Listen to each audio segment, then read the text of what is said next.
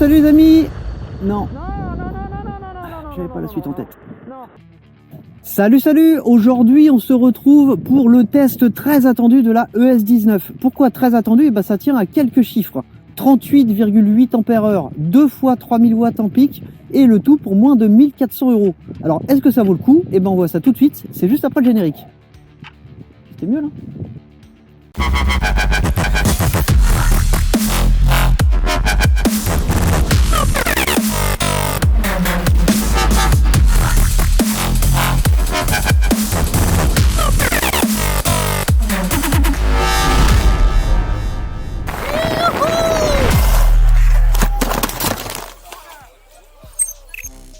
On change pas les bonnes habitudes, on va commencer par le forçage, je vous promets, je fais très vite. Vous êtes de plus en plus nombreux à vous abonner à la chaîne et ça c'est top, merci beaucoup. Vous pouvez continuer à vous abonner en cliquant juste ici. Vous pouvez aussi me suivre sur Instagram, c'est juste en dessous. Et on va terminer le forçage avec Banggood. Cette trottinette là vous êtes proposée à moins de 1400 €. Pourquoi je vous donne pas un prix exact? C'est parce que le prix varie selon le taux de change, donc on va dire moins de 1400 € avec le bon de réduction, le code promo que je vous mets en description et sur la page Facebook/Promotrot. C'est terminé pour le forçage, on va passer aux caractéristiques, c'est parti. Alors la ES19, qu'est-ce que c'est? C'est une trottinette bimoteur en 10 pouces par 4,5 avec une capacité de batterie monstrueuse de 38,8 ampères-heure, ce qui vous promet 135 km d'autonomie en mode éco et 70 km en mode turbo. Ça me paraît bien réaliste pour une fois. Qu'est-ce qu'elle a de particulier cette trotte? Elle est particulièrement accessible, je viens de vous le dire, elle coûte moins de 1400 € et ça c'est plutôt fou. Alors qu'est-ce que vous avez pour ce prix là? Donc 2 fois 3000 watts, vous avez des freins à disque hydrauliques sur des disques de 160 mm, vous avez des clignotants, vous avez un éclairage latéral qui varie entre rouge, vert, bleu, vous avez des feux très puissants, vous avez un guidon pliant que vous n'avez pas là sur la trotte, je vais vous expliquer ça pourquoi dans un petit instant. Vous avez un amortisseur de direction qui est monté de base, une colonne ajustable. C'est une trotte qui pèse 55 kg, qui mesure 130 cm de long, 126 de haut au point le plus haut et 58 de large au niveau du guidon. Elle est ajustable, la colonne est ajustable sur 3 hauteurs et la machine pèse 52 kg. Elle dispose de 2 contrôleurs de 45 ampères chacun. Les cellules sont en 21700, donc 38,8 ampères-heure, et je pense que j'ai fait le tour des caractéristiques. Alors, on va commencer par parler un petit peu display, comme ça c'est fait, je suis sûr de ne pas oublier. Donc sur le display, comme d'habitude, vous avez 3 vitesses, 1, 2 et 3. Pour entrer dans le menu, vous restez appuyé sur les 2 boutons qui sont juste ici, et pour naviguer d'un paramètre à l'autre, alors je vais vous donner les paramètres, ils sont là. Vous appuyez sur le bouton mode ou le bouton power au choix. Alors le P0 c'est les diamètres de roue, donc en fait là eux ils considèrent que c'est du 11 pouces, pourquoi pas, je vais le laisser régler comme ça, on verra bien ce que ça donne. Le P1 c'est la tension de coupure. Alors attention, la vraie coupure effectuée par le contrôleur, vous ne pouvez pas modifier. Ce que vous modifiez sur le display, c'est l'alerte de coupure, c'est à dire que le display va vous alerter que vous êtes en fond de batterie quand vous arrivez à 51,5 volts. Le P2 c'est le nombre de paires d'aimants, donc ici en l'occurrence on en a 17, donc 34 aimants par moteur. Le P3, Speed Signal Selection Setting, je n'en sais rien, je suis désolé, franchement je sais pas ce que c'est. Le P4 en revanche c'est le switch pour passer de km/h à miles. Le P5 c'est pour démarrer au pied ou les démarrer directement à la gâchette. Le P6 c'est pour activer ou désactiver le régulateur de vitesse. Le régulateur de vitesse, qu'est-ce que c'est? En fait vous allez maintenir votre vitesse quand il est activé pendant 3 à 5 secondes. Il faut vraiment maintenir à vitesse exacte, il ne faut pas que ça bouge. Et bah, la trotte va continuer à avancer à cette vitesse là, vous pouvez relâcher l'accélérateur. Dès que vous allez mettre le moindre coup de frein, ça va stopper tout de suite le régulateur. C'est une fonction qui va être interdite sous peu, donc profitez-en parce que ça, il n'y en a plus pour longtemps. Le P7, c'est ce qu'on appelle le soft ou le hard start. Alors là, par défaut, elle est en soft, et pourtant en soft, elle arrache. En hard, en fait, il n'y a aucune linéarité, c'est une accélération directe. C'est-à-dire que quand vous allez appuyer sur la gâchette à fond, vous allez envoyer exactement la tension de la batterie dans le contrôleur. Voilà, ce n'est pas filtré. Je vous conseille de rester sur le P7 filtré, parce que sinon c'est vraiment compliqué. Le P8 vous permet de régler la puissance moteur en pourcentage, donc là on est à 100%. Et le P9 c'est la puissance de l'EBS. L'EBS c'est le freinage électronique régénératif. Moi je vous conseille vivement de le désactiver pour prolonger les contrôleurs, et aussi parce que c'est un freinage assez particulier, qui a une latence qui est assez difficile à maîtriser, et puis qui surtout peut endommager les contrôleurs, parce qu'en fait au moment où vous allez régénérer de l'énergie, Généralement, les contrôleurs sont sous-dimensionnés, ils récupèrent beaucoup trop d'énergie et c'est ce qui les fait griller. Donc 0 pour ne pas s'en servir. Sur la notice, vous verrez, comme sur la T30 et sur la ES10, beaucoup de paramètres sont marqués comme non modifiables ou programmés par le contrôleur. En vérité, c'est une protection, vous pouvez quand même y toucher, mais faites très attention à ce que vous faites, faites-le uniquement si vous savez ce que vous faites. Pour rentrer dans ces réglages, c'est assez simple. On va essayer par exemple avec le... Allez, je vais aller sur le P7, je le remettre à 0.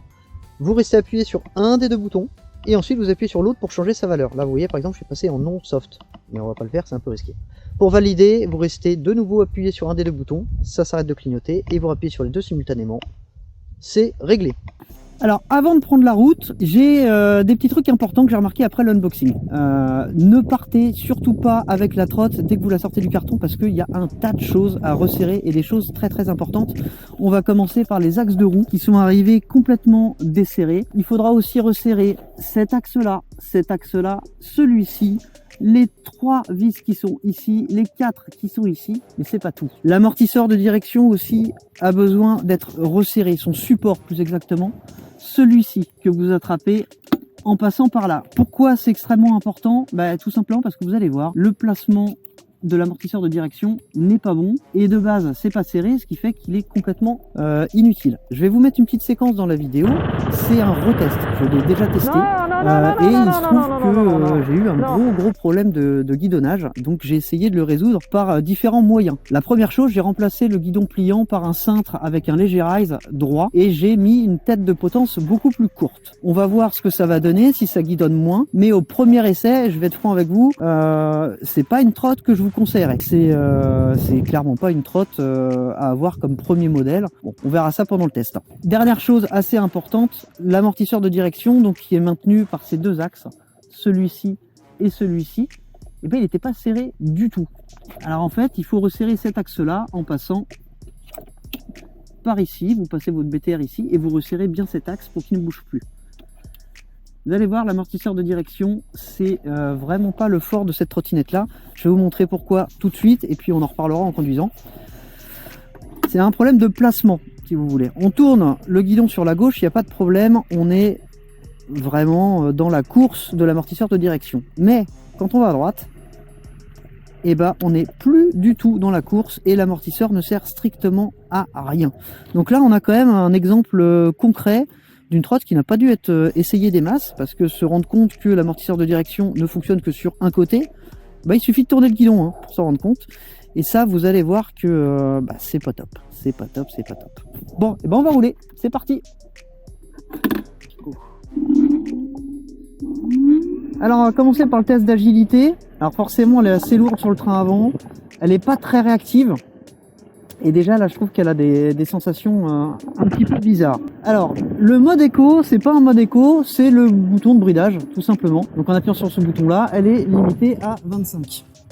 Alors, on va refaire un petit test de VMAX. Donc, je vous laisse regarder la séquence issue de mon premier test. Vous avez vu que ça guidonnait beaucoup. Donc, j'ai fait quelques modifs, je vous en ai parlé tout à l'heure. J'ai modifié le cintre, j'ai modifié la tête de potence qui est plus courte. J'ai resserré tout ce qu'il faut sur l'amortisseur de direction. On va voir si c'est mieux, mais je ne pense pas.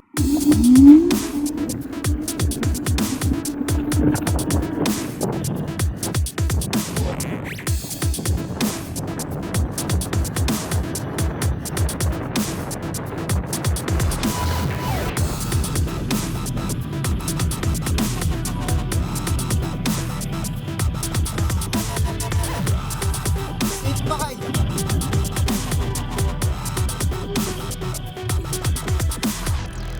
Pas moyen de la reprendre, c'est une horreur.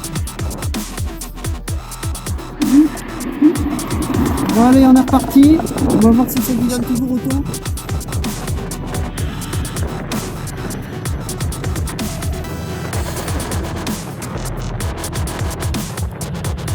Ah putain.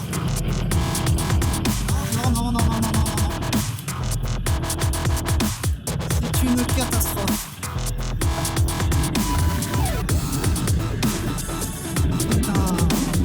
C'est une horreur. Ah, c'est juste une horreur.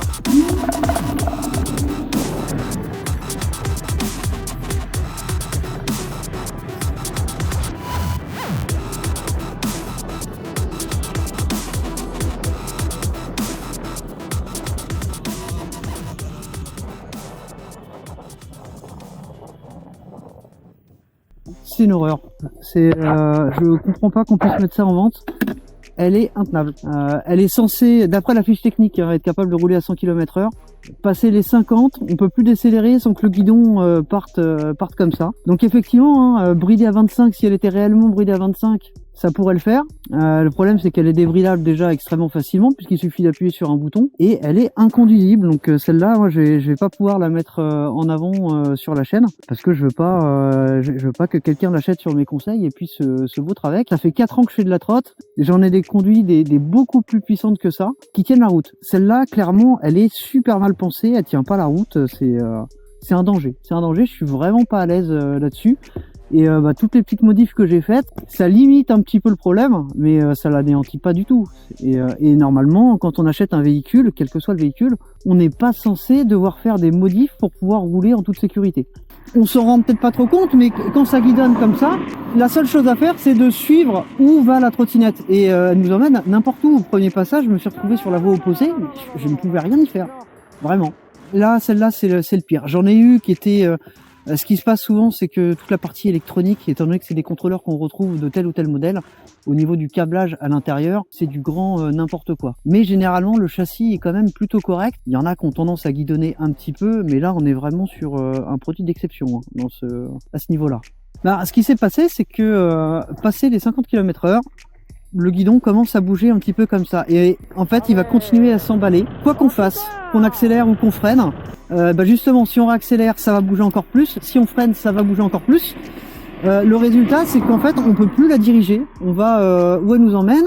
Il faut aussi se tenir parce que, en gros, elle a qu'une envie, c'est de tourner de plus en plus et de nous foutre en l'air. Donc il n'y a pas grand chose à faire, elle est vraiment flippante celle-ci. Alors voilà, à 25 il n'y a pas de problème. Sauf que c'est un peu de l'hypocrisie de faire des machines aussi monstrueuses pour nous dire qu'elles sont bridées à 25 par construction, surtout que là, je vous l'ai montré tout à l'heure, mais un simple bouton permet de la débrider. Elle est trop dangereuse. Elle est trop dangereuse. Pour quelqu'un qui la garde vraiment bridée à 25, pourquoi pas, mais encore que du coup le format, ça devient un peu n'importe quoi, hein, parce qu'elle pèse quand même 55 kg, c'est pas ça qu'on va monter dans l'appartement. Donc là, du coup, oui, quel marché pour cette trotte, je sais pas. Je sais pas. Alors on est au pied de ma petite côte habituelle, donc 17% au point le plus haut, 14% en moyenne. On va voir comment elle franchit cette côte-là. Je me fais pas trop de soucis. Petit truc, je vais démarrer en single. Le dual, je vais l'activer un tout petit peu plus loin, tout simplement parce que ça patine beaucoup et que j'ai pas envie de me vautrer. Donc petit démarrage en single et ensuite je passerai en dual. Allez, 1, 2, 3, c'est parti. Single et dual.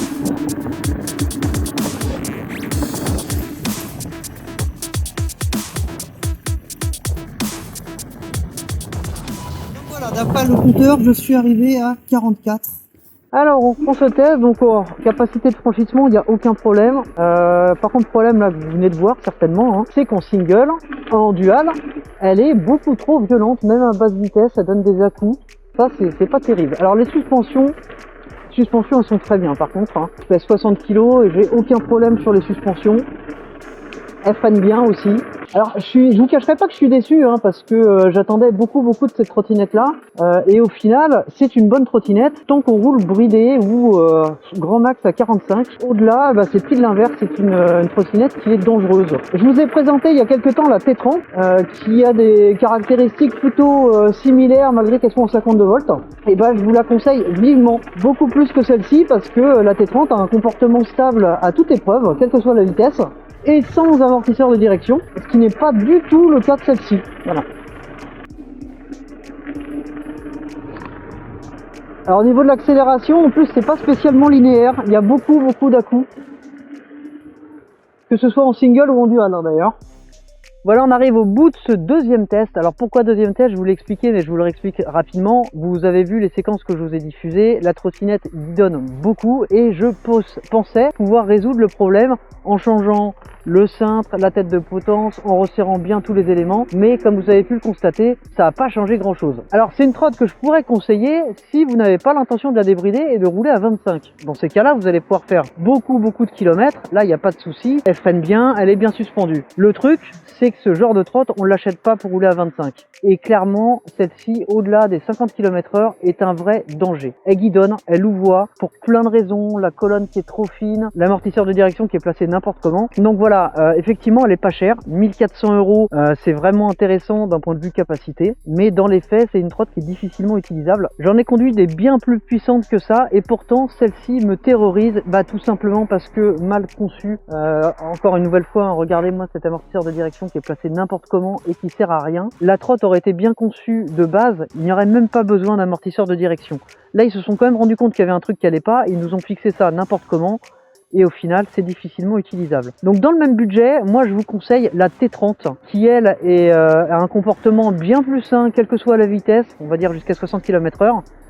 Mais clairement pas celle-ci. La T30 elle rentre à peu près dans le même budget, la différence c'est qu'elle est en 52 volts et pas en 60 volts et un tout petit peu moins de capacité. Ceci dit, ça reste plus que correct. Voilà, écoutez, merci d'avoir regardé. Vous l'aurez compris, malheureusement cette trotte c'est pas un coup de cœur. Si vous comptez rouler à 25 et la garder bridée, pourquoi pas, vous allez avoir une autonomie monstrueuse et ça va être très très bien. En revanche, si vous voulez quelque chose de performant et de sûr, c'est certainement pas ce modèle qu'il vous faut. Orientez-vous plutôt sur la T30, qui est très très proche au niveau des caractéristiques, mais qui elle tient correctement la route.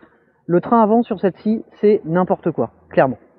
Écoutez, on a terminé, et comme d'habitude, je vous laisse mettre un petit pouce levé si la vidéo vous a plu, et puis je vous dis à très très bientôt pour une prochaine vidéo. Salut salut!